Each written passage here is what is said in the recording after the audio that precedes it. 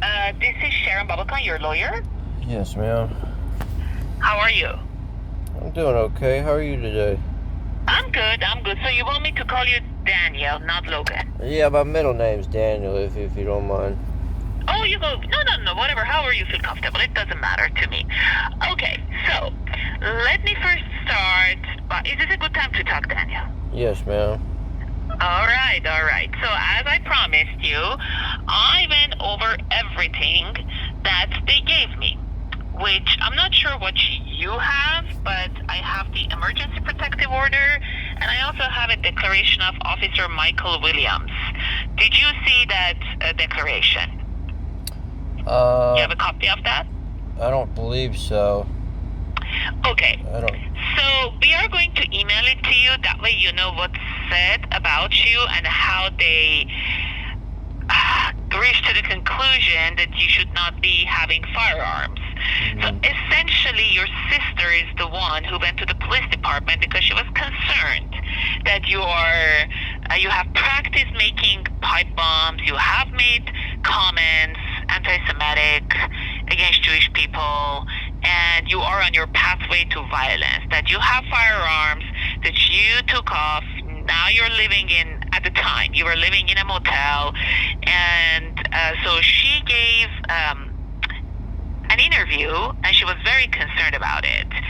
Some of the things that the detectives recovered from your hotel room or motel room, there were comments about Jews, that Jews are children of Satan, Jews are the synagogue of Satan, things like that. So they were very concerned about you and your propensity for violence, that one of these days you are going to commit some sort of violence against Jewish people or minorities, essentially saying that you're essentially racist, and you're hiding behind the religion. They also gave me police reports. They talked to your ex-girlfriend. Your ex-girlfriend also said you're a violent person. There was an instance of domestic violence. So they have done their homework before they filed this.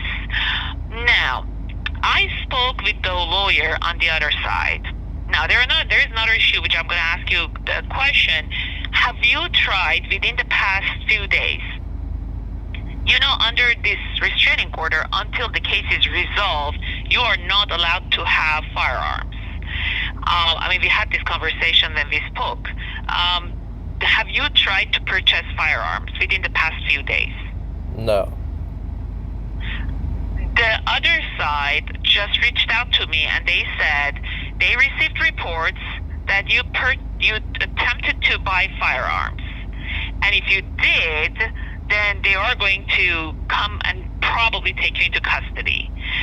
But if you did, it's better for you to surrender voluntarily. If they find out you did and you're not surrendering it, they're going to come, and they can do it, just so you know. They legally can do it. I'm your lawyer. I need to know the truth. Have you purchased firearms? No, I'm telling you the truth. I haven't done any purchasing or attempted to. Okay, so they probably got some sort of false information. All right. I'm going to let them know that you did not. It wasn't you, because that's the report they received, and the other side's lawyer just reached out to me. Now, our hearing has been set. I think I gave you the date. Let me give you the exact date. So you said my sister walked into the police department? Yes, your sister actually spoke with the police department. Now, did she? Well, FBI received information from your sister that you were possibly on a pathway to violence. You said the FBI did?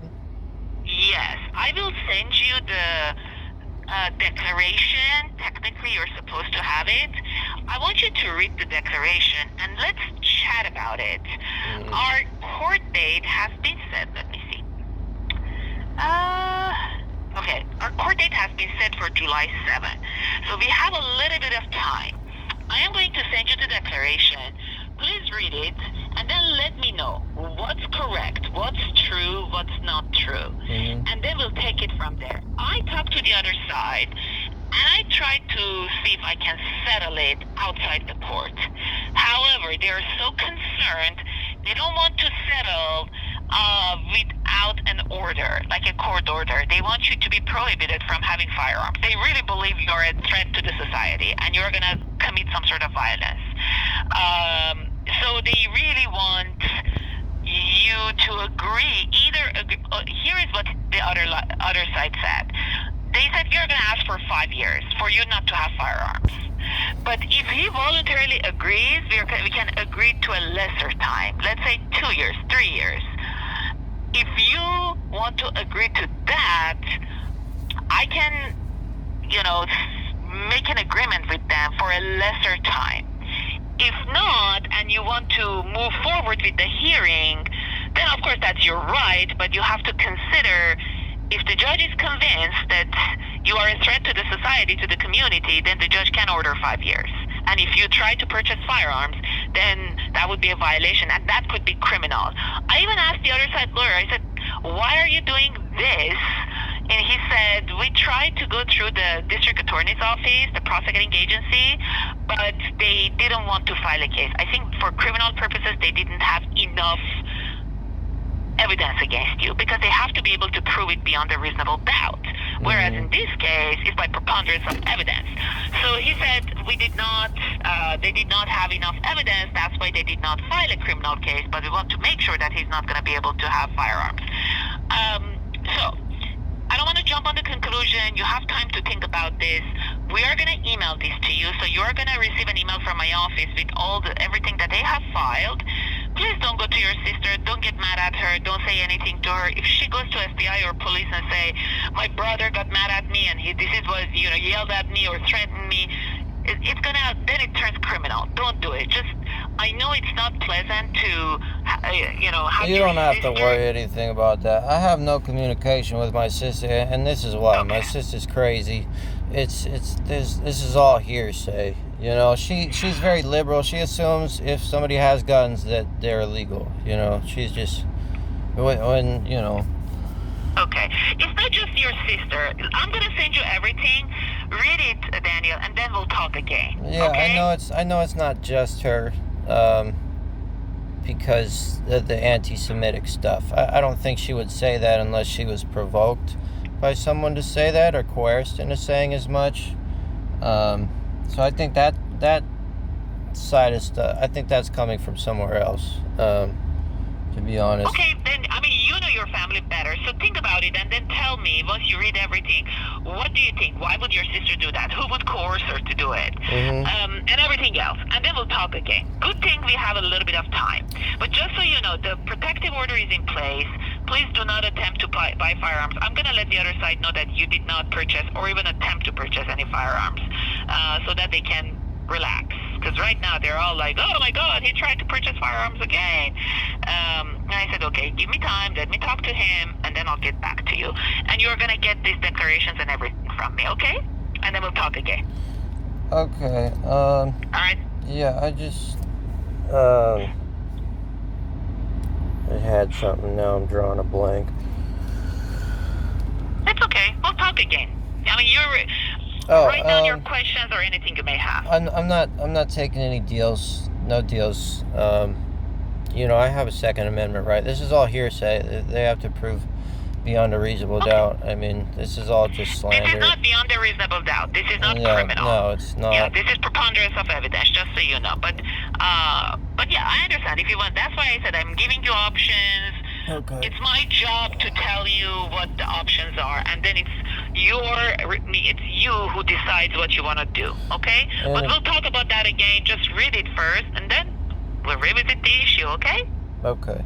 All right. What do you think about me suing my sister, for slander? You can't.